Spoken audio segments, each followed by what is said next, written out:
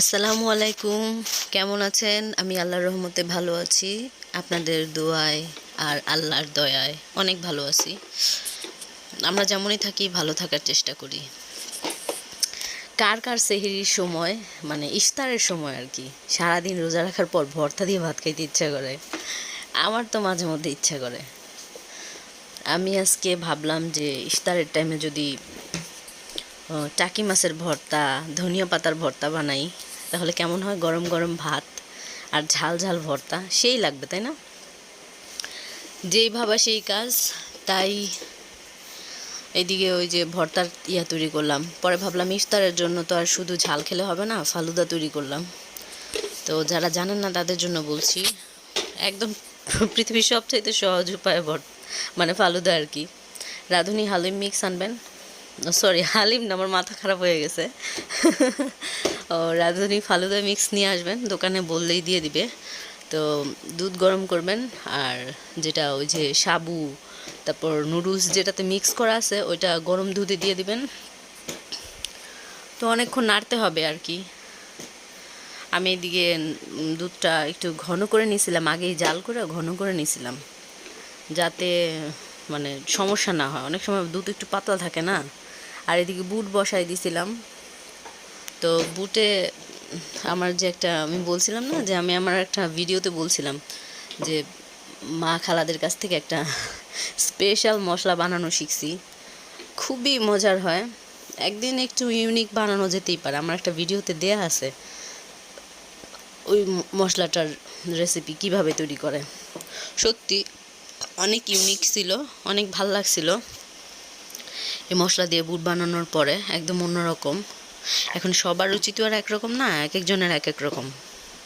তারপরও মজা অনেক সময় বেশিরভাগেরই একই রকম পছন্দই হয়।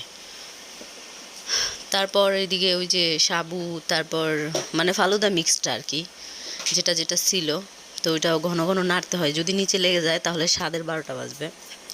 আর একটা কথা, এই যে জেলোটা দেখছেন না, যেটা সবুজ রঙের, এটা একটু পানি 1 কাপের মতো করে নেবেন। নিয়ে তারপর আমি একটু পানি বেশি নিয়ে নিয়েছিলাম আর কি। নিয়ে তারপরে মৃদু আছে একদম 4-5 মিনিট নাড়তে থাকবেন। হ্যাঁ, পানি কমে যেতে পারে, আপনি মৃদু আছে দিয়ে রাখবেন। কিন্তু পানি বেশি নিয়ে নিলে না, জেল মানে জেল যেটা হয় ওইটা কেমন যেন একটু ল্যাতলাতা হয়ে যায়, ভালো লাগে না আর কি। আর কম নিলে ধরেন উঠা আসে চামচের সাথে, ভালো লাগে। দেখেন কতগুলি পানি দিছে, যদিও কম ছিল কিন্তু তারপরও আমি অনেকখানি পানি দিয়ে দিয়েছিলাম।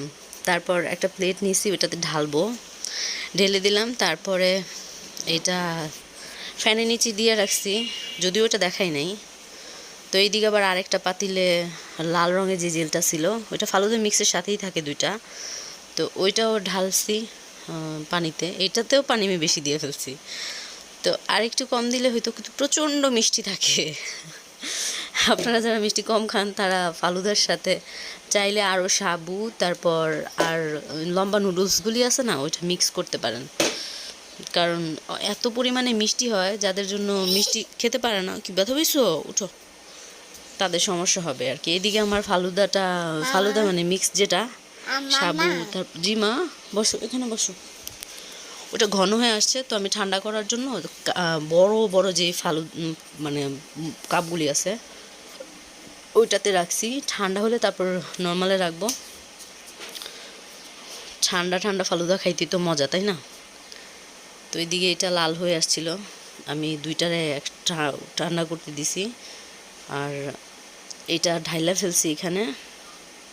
ভালোই ছিল আর কি, ভালো লাগছিল। আমি যখন ফ্রিজ থেকে আমি কি করছি, মানে ইফতারে তো অনেকক্ষণ আগে নিয়ে আসছিলাম এটা, তো মানে অনেকক্ষণ আগে না, অল্প কিছুক্ষণ আগে বানাইছিলাম, তো ভালো লাগে নাই। ঠান্ডা কম হয়েছে, শেষে কি করছি, ডিপে রাখছি যাতে তাড়াতাড়ি ঠান্ডা হয়। একটা মজার বিষয় কি, আমার তো পলিপাস আছে। তো আমার উচিত হয় না এইভাবে।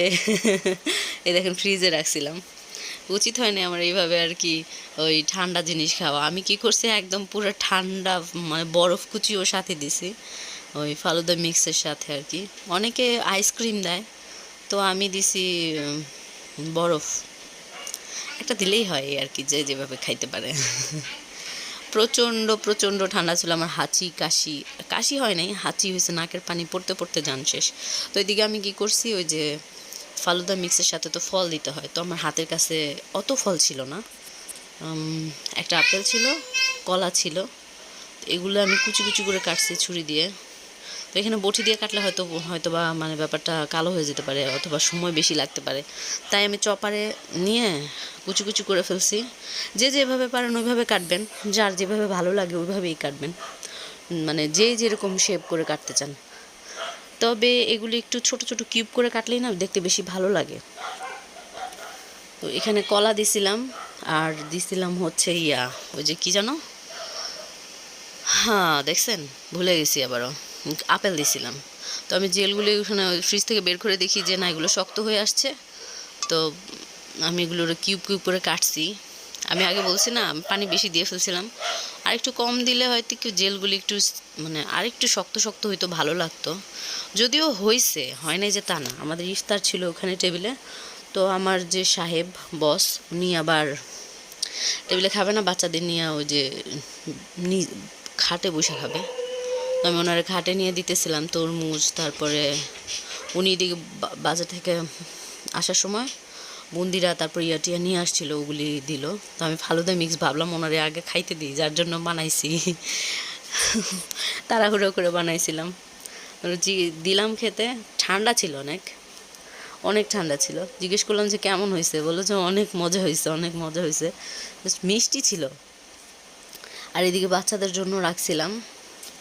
আর ওই যে ভর্তা তখন বানাবো বলছিলাম না, তো প্যারার ঠেলায় আর বানানো হয় নাই, শেষে দেখেন আসলে ওই প্রেগনেন্ট মহিলারাই জানে পাটায় ভর্তা পিষা কি কষ্ট, যদি থার্ড ট্রাইমেস্টারে থাকে আর কি। ভালো থাকবেন, আমার জন্য দোয়া করবেন। আল্লাহ হাফেজ।